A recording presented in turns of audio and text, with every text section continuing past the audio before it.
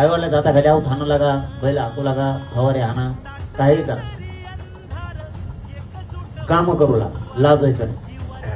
रिक्षा आणा, जीप आणा, टेम्पो आणा, हॉटेल टाका, टपऱ्या टाका, धंदा करा, एखादं कपड्याचे दुकानं टाका मोठाली, गाईच्या दुधाचा व्यवसाय करा. रोज कष्टाने 500 रुपये घरी कमवून आणायचे. लाजायचं नाही.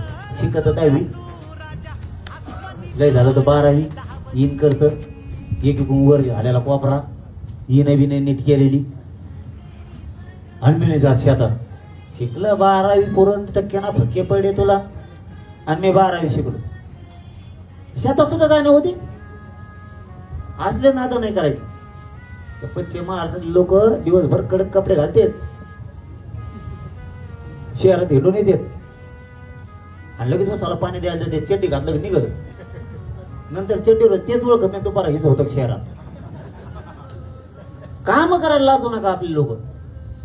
दारू बंद करा, रोज 500-600 रुपये कमवून आणायचे. काय होतं रे?